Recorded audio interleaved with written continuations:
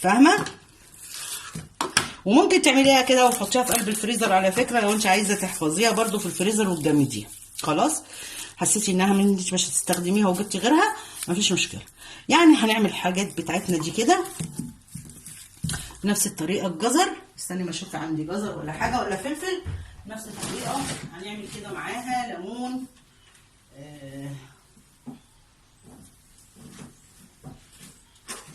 عندي فلفل وعندي ليمون.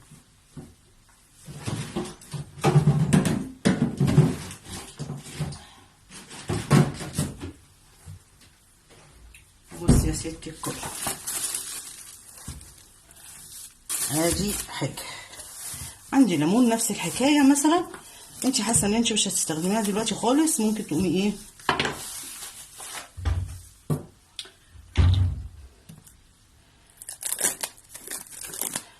زي ما وريتكم. في كل حاجتي بعملها بالطريقه دي علشان احتفظ بيها على مدى اطول.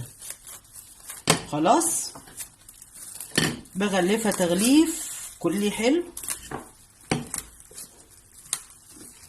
احاول اخرج الهواء من هنا ومن هنا كده، واروح مقفزه عليها.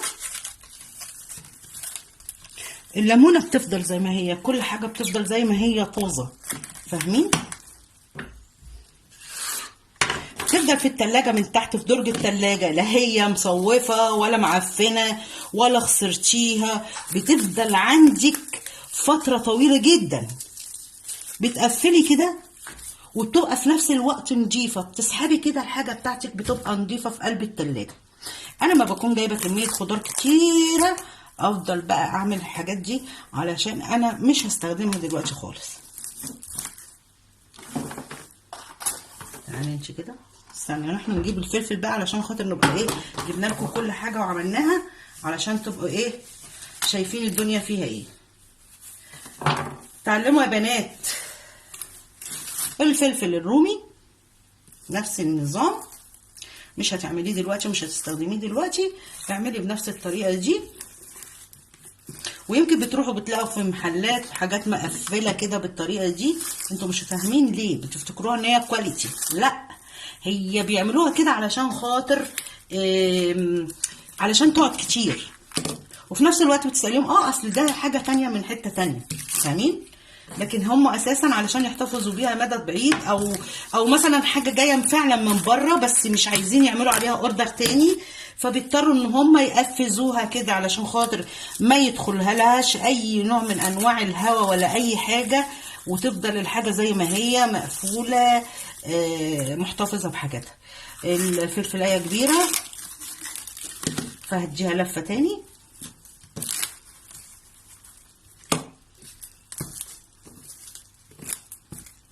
عشان اقفل الجنب ده، علشان الجنب ده فيه هوا، مش عايزه انا يدخل لها هوا.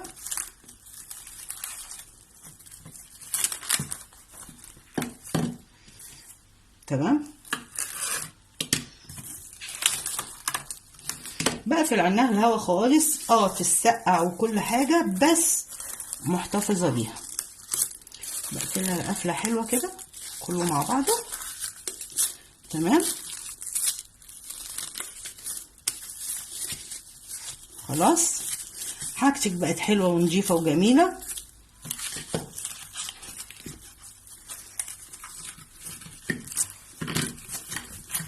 بس كده.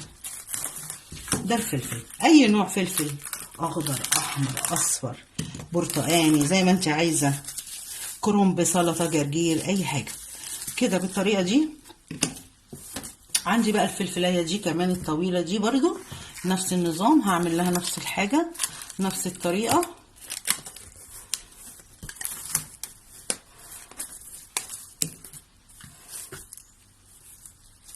لا دي طويله جدا مش هتيجي، فاحنا بقى هنعمل ايه، هناخدها كده ونقوم جايين كده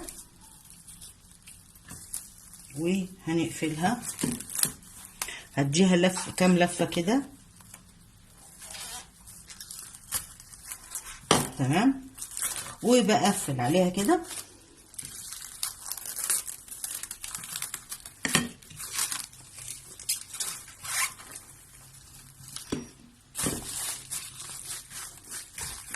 وبقطع، بحاول ان انا اخرج الهواء واضغط.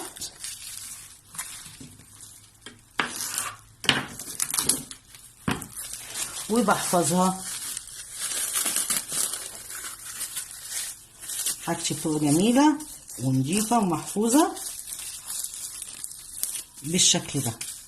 بتحطيهم في التلاجة، بتفضل الحاجة عندك نضيفة، الحاجة بتفضل جميلة، مظبطة حياتك، مظبطة دنيتك، عارفة بتسحبي ايه من الدرج، عارفة بتعملي ايه في الدرج، خضارك، فاكهتك حافظاها. هشوف لكم برضو جزر برضو بنفس الطريقة يا جدعان بتعملوا الحاجة دي، تحفظوها.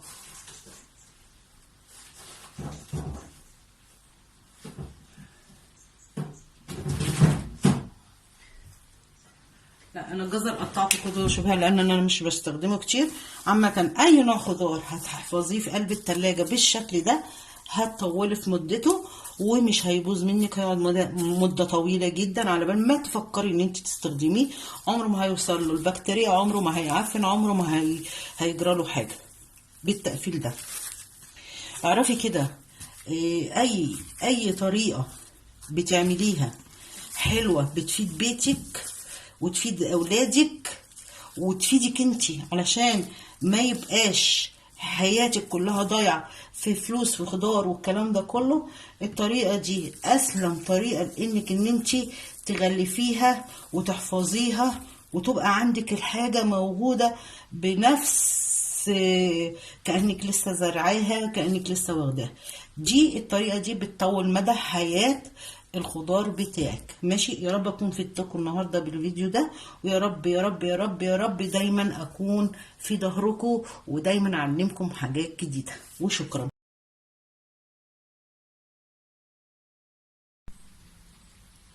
وبكده خلصت انا تغليف كل الخضار بتاعي، فاكهة او خضار عندي غلفته كده وهحطه في التلاجة. في حاجات حطيتها في التلاجة من تحت عشان من كل حاجة في كذا حاجة، فحطيتها في قلب التلاجة.